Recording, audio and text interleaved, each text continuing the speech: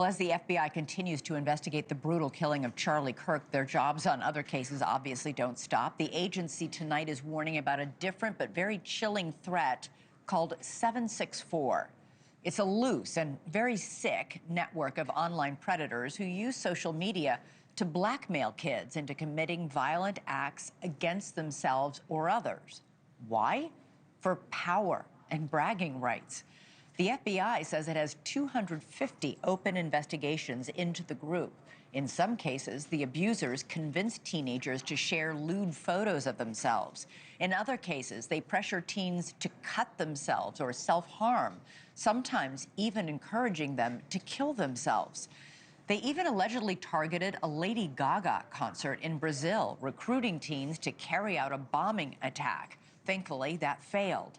The 764 group suborns violence for the sake of violence, targeting the most vulnerable in our population for clout. So how can parents spot the signs their child is talking to a predator online? And is there anything schools can do at the start of the school year to teach kids and teenagers about what to look for?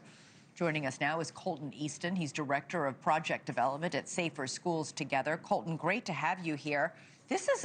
Tell me about this 764 group. Who belongs to this? And is it a membership or do people communicate with each other? Yeah, well, Elizabeth, thank you so much for having me. And yeah, the 764 group, among many other of these concerning online networks, is really a group of individuals who may be lacking certain things within their life or some risk enhancers and maybe filling themselves up with some concerning content online. And we want to raise the level of awareness with the awareness of applying the hypothesis of virtual pairing to almost every case that we're involved in now, meaning what digital connections does a subject of concern have, and are those individuals influencing any sort of ideation? But stick to the group for a second. I just don't understand why anybody would be trying to goad a child or a teenager into self-harm or harming others. Yeah, and there are unfortunately many different reasons why some of these youth may visit these forums or flock to these groups. It could be out of sheer curiosity or maybe not having any sort of healthy connections that they may be wanting or needing. And unfortunately, a lot of these online groups do provide some of that sense of belonging that this individual may be needing. However, obviously, the way that they are recruiting and grooming some of our vulnerable young youth is where we're seeing, of course, the most amount of increasing concern. You're talking about the victims here, the kids who are being targeted.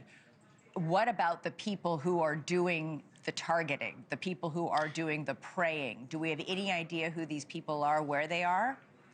Unfortunately, no, they are more of a decentralized group. So what that really, when we identify the decentralized group, they don't really have any sort of political affiliations or ideological senses or well-beings. What we know is that the founder of the 764 was started in Texas. However, what we do know is that these groups and these affiliations extend well past beyond North America, as well as identified members. As with the internet, really, they aren't tied to a specific geographic location. And so this person who started 764 in Texas and now it's spread, they're just doing this for nothing? They're making kids do self-harm or encouraging kids to kill themselves or encouraging kids to send nude photos of themselves for yucks? I don't understand why they're doing this. Yeah, the ultimate goal really is some sort of destabilization of central groups or communities that are society, essentially. So when they identify young individuals or target young youth who may be showcasing some of those risk enhancers, they will use that as an opportunity to almost look at it as a challenge to say, how can I exploit this potential individual who's showcasing cries for help and use that as bragging rights within this community to elevate themselves within the tiers of these decentralized networks and gain ultimately more clout and more notoriety. They get notoriety after they encourage a teenager to do something awful to themselves? Unfortunately, because what we do see is when we talk about some of these individuals who are encouraging youth to self-harm and utilizing some of those 764 symbols and imagery, they will encourage them to and coerce them to self-harm with those certain types of symbols. And some of that includes the actual names and usernames of some of these individuals who now thankfully have been arrested. Right. And we do see, again, the good news of some of those individuals being arrested. Our other concern happens with the additional groups that do kind of spawn off from these. And we refer to those kind of as the imitator type groups. Well, you know, this comes on the heel. We just did a segment a couple of days ago on the dark web. And, you know, seeing the assassin of Charlie Kirk, who was radicalized online, and he's not the only one. There is a long list of shooters in the last several years who were radicalized online. And everybody in, you know, Tyler Robinson, the accused assassin, everybody in Tyler Robinson's life said he was withdrawing from face-to-face contact, you know, retreated into his basement or his computer. Or this is clearly a huge issue here. And now you're saying there's this group that is actually preying on these kids, especially when they're younger and even more vulnerable.